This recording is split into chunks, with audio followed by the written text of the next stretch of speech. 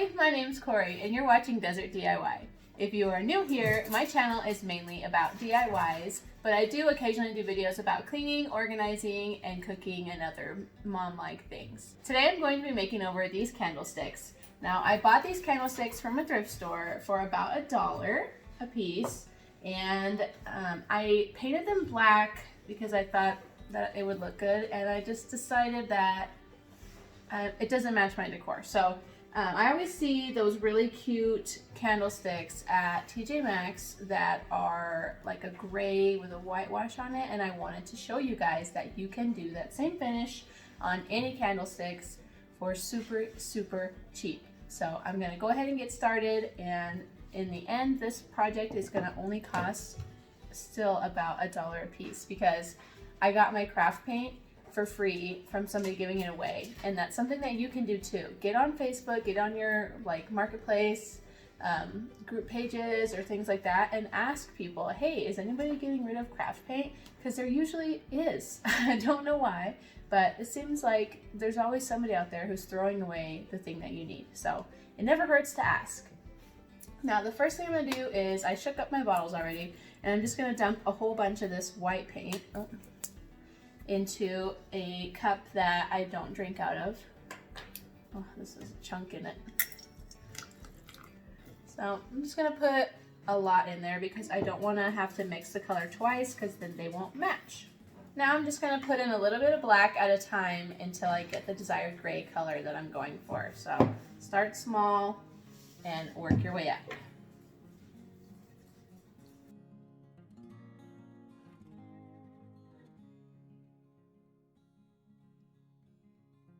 I have gotten a gray color that I think will look nice, so I'm just going to test it out on my actual candlestick now.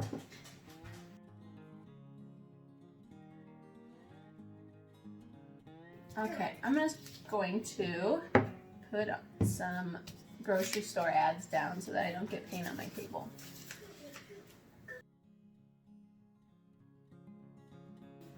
Do you guys have a Sprouts where you live? This is a Sprouts ad.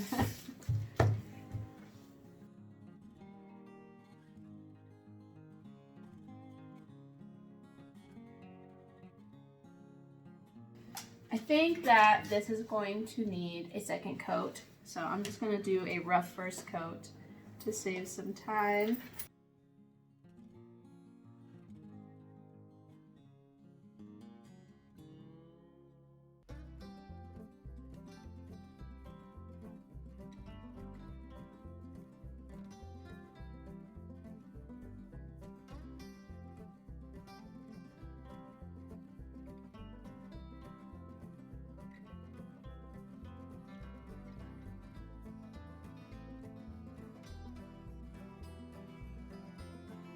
All right, it's time to start the second one. And I just wanted to talk with you guys about some things that I have coming up. So, oh, and I also wanted to say thank you so much to all of you guys that came over to my channel from Heidi's channel during the YouTube hop. That was my last video where we did the Valentine's crafts. I just want to say thank you so much for supporting my channel, and to everybody who's been supporting my channel. I'm so happy to have you, and I hope you're enjoying all the crafts that I have.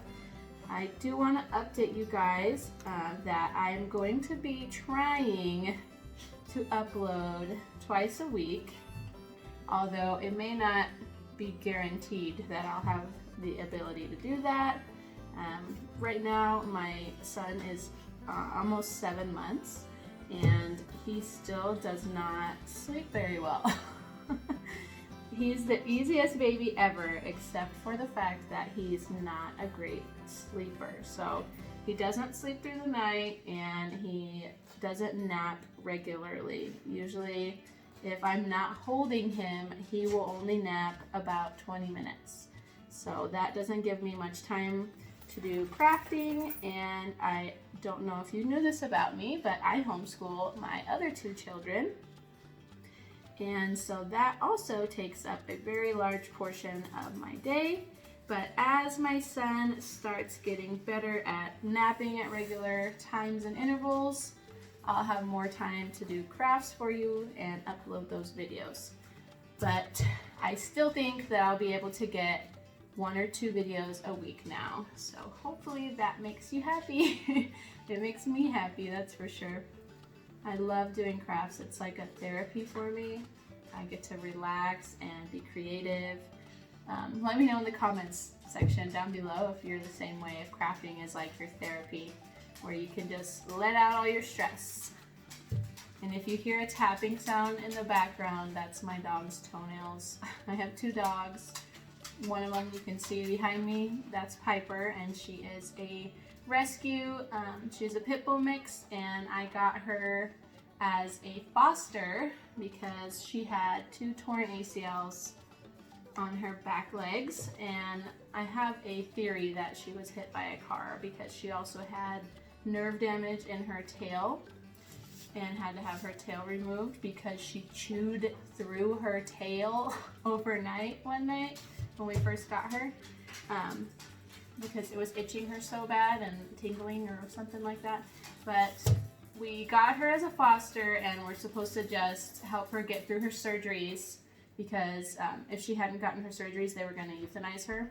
So I couldn't let that happen. I went through both of her knee surgeries with her and then her tail surgery, and I just loved her too much to let her go. So that's called a foster fail, where you intend to foster a dog and you end up keeping them. I feel like that's best case scenario for these dogs though, because they get to fall in love with you and then you end up sending them somewhere else, and it kind of is hard on their ability to trust when that happens. For some dogs have no issue with it whatsoever.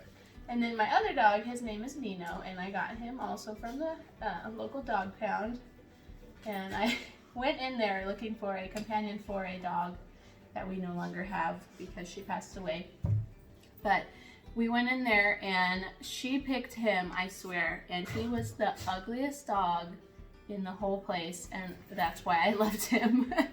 He's very cute in the fact that he is so ugly looking, but we have tried making him look a little better with his haircuts, and thankfully I have an aunt who's a dog groomer, and she works miracles on his crazy fur. He has, he's like part poodle and part maybe Yorkie or Chihuahua, and his hair is wiry on his legs and then curly like a poodle on his torso. So it's like he's 2 different dogs all at once, and he's just so funky looking. But his name is Nino, and you can hear him now in the background snorting because he's playing with Piper now. There's never going to be a perfectly sounding video because I have kids and dogs, so if you hear them in the background, I'll let you know what it is so you don't think it's like some weird audio glitch. But I love my dogs and I love my kids, and I'm not gonna hide them away while I do my crafts. Alright, so I'm just getting rid of the paint that's left over on my paintbrush, and then I will let this dry and come back for the second coat, and then I will show you how I'm going to do my whitewashing on here. I was going to use lime wash, but then I thought that this video would be awesome as a super budget friendly video, and I'm going to just go ahead and use my white craft paint to create a lime wash look on these candlesticks. You can see the difference in the gray and white now, so I think the white will really show up. And I will show you how I do that after my second coat is dry. Okay, so off camera I went ahead and did the second coat of paint on here. I'll just show you really quick how that looked. And now I'm going to just use a paper towel to wipe on some white paint and give it that antique kind of like cement look on here. Ooh, that's a lot. Oops. Well, this is real life for you. Alright, so I got way too much paint on there. So I'm going to improvise with another one. Alright, now, the main idea here is to wipe most of the paint into the creases and then wipe it back off. And I'm just going to lightly wipe more paint around the non-creased areas. Ooh, I like how this is turning out already. So just to give you a close-up look.